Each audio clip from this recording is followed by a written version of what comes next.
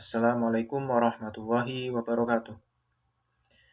Perkenalkan, nama saya Aditya Dwi Prastyo, nomor induk mahasiswa 4121169 dari Prodi Ekonomi Syariah.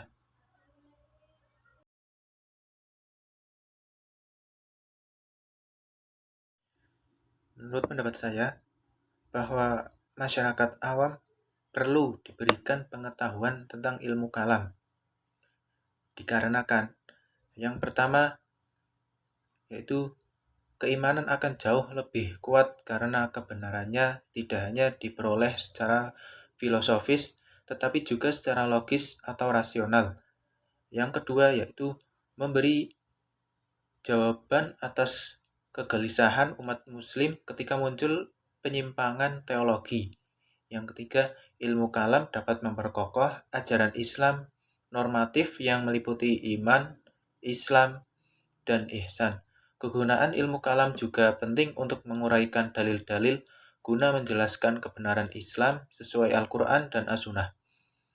Pembahasan ilmu kalam juga mampu membuat umat Islam untuk mengetahui hakikat adanya Allah Subhanahu wa Ta'ala beserta kekuasaannya dan keluasan ilmunya sebagai dasar untuk memperkuat agama Islam yang ada pada mahasiswa.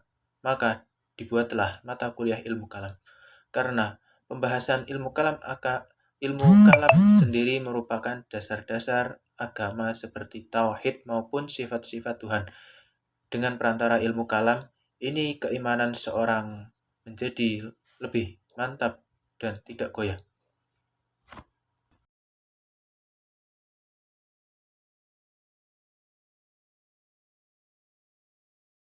Korelasi, komparasi dan persamaan ilmu kalam, ilmu filsafat, dan ilmu tasawuf. Ilmu kalam, filsafat, dan tasawuf mempunyai kemiripan objek kajian. Objek kajian ilmu kalam adalah ketuhanan dan segala sesuatu yang berkaitan dengannya. Ilmu kalam merupakan salah satu ilmu Islam yang mengkaji akidah ataupun doktrin. Objek kajian filsafat adalah masih dalam masalah ketuhanan di samping masalah alam, manusia, dan segala sesuatu yang ada. Argumen filsafat, sebagaimana ilmu kalam dibangun di atas logika. Oleh karena itu, hasil kajiannya bersifat spekulatif atau dugaan yang tak dapat dibuktikan secara empiris, riset, dan eksperimental. Bagi ilmu kalam, filsafat maupun tasawuf berurusan dengan hal yang sama, yaitu kebenaran. Ilmu kalam dengan metodenya sendiri berusaha mencari kebenaran tentang Tuhan yang berkaitan dengannya. Filsafat dengan wataknya sendiri pula berusaha menghampiri kebenaran, baik tentang alam maupun manusia, yang belum atau tidak dapat dijangkau oleh ilmu pengetahuan, karena berada di luar atau di atas jangkauan. Pada intinya, bahwa ilmu kalam, filsafat maupun tasawuf memiliki kesamaan dalam segi objek kajiannya, yaitu tentang Tuhan dan segala yang berkaitan dengannya. Namun dalam kajian, objek tersebut hanya dibedakan dalam penamaannya saja. Ilmu kalam dalam objek kajiannya dikenal dengan sebutan kajian tentang Tuhan, sedangkan dalam filsafat dikenal dengan sebutan kajian tentang wujud, dan dalam ilmu tasawuf dikenal dengan sebutan kajian tentang al-haq. Akan tetapi pada dasarnya, ketiga ilmu tersebut mengkaji kajian tentang Tuhan dan segala sesuatu yang berkaitan dengannya. Yang selanjutnya, perbedaan ilmu kalam, filsafat, dan tasawuf. Yang pertama, ilmu kalam. Persamaan dari ketiga ilmu tersebut yaitu terdapat persamaan dalam objek kajiannya, maka akan ditemukan juga titik perbedaannya. Perbedaan di antara ilmu tersebut terletak pada aspek metodologinya ilmu kalam sebagai ilmu yang menggunakan logika di samping argumen argumentasi nakliyah berfungsi untuk mempertahankan keyakinan ajaran agama yang sangat tampak nilai-nilai apologinya. Pada dasarnya, ilmu ini menggunakan metode dialektika atau jadaliyah, dikenal dengan istilah dialog keagamaan. Yang kedua yakni ilmu filsafat. Filsafat adalah sebuah ilmu yang digunakan untuk memperoleh kebenaran rasional. Metode yang digunakannya pun adalah metode rasional.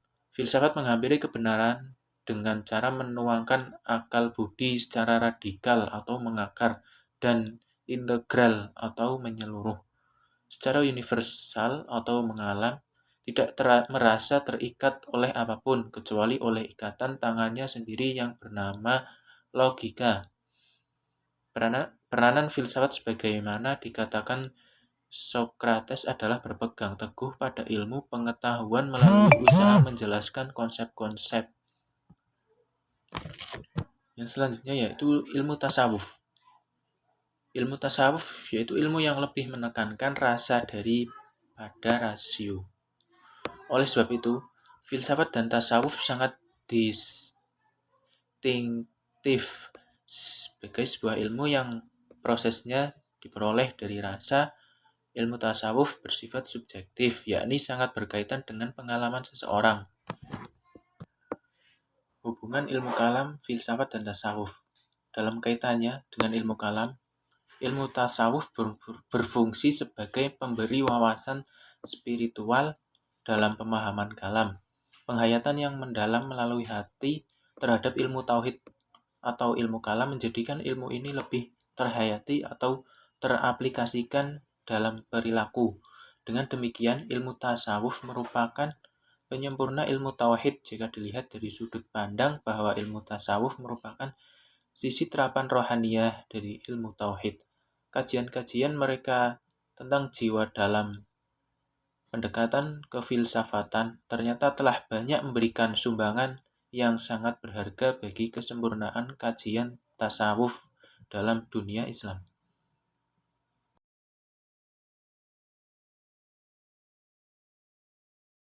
Pemikiran kalam menurut aliran Khawarij, Murji'ah, Jabariyah, Qadariyah, Mu'tazilah, dan Asy'ariyah atau Maturidiyah.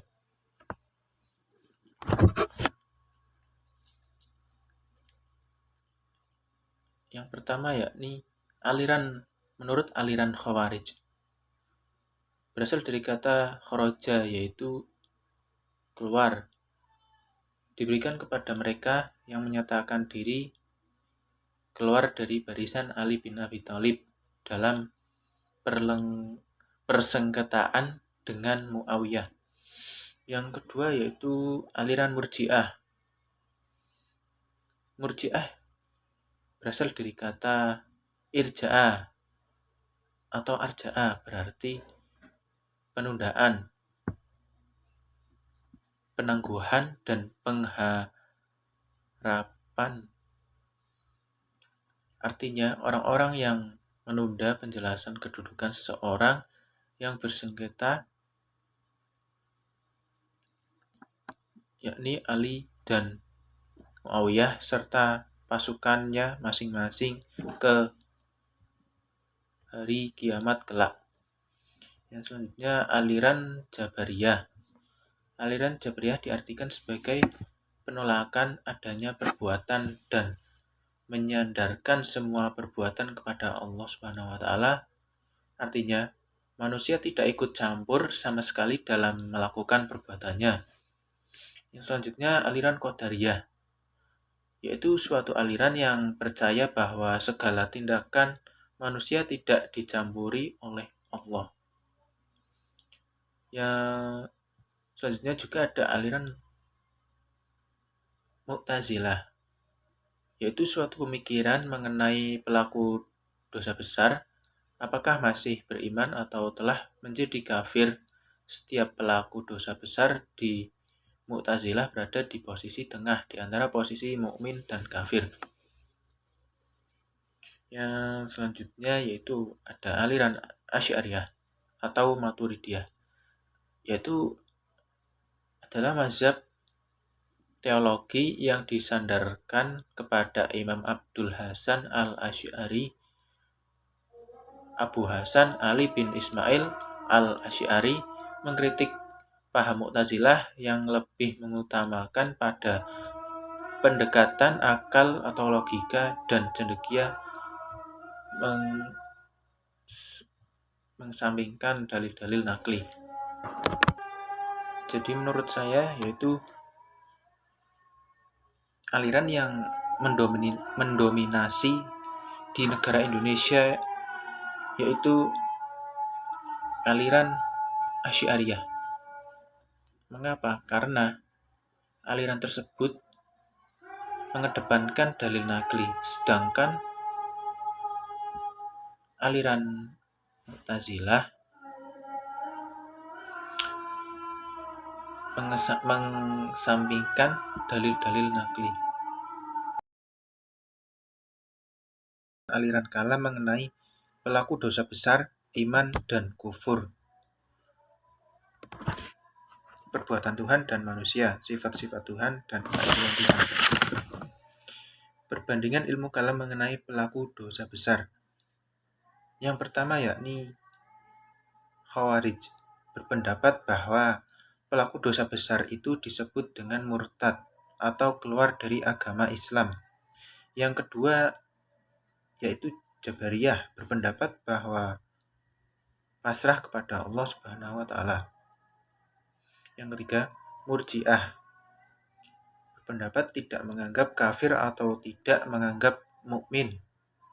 Yang keempat, Mu'tazilah beranggapan di antara keduanya. Yang kelima yaitu Qadariyah berpendapat bahwa manusia bebas berkehendak atau berperilaku. Dan yang keenam yaitu Asy'ariyah berpendapat bahwa paham akidah mereka mengedepankan akal di atas visual ayat yang memahami Al-Quran dan hadis.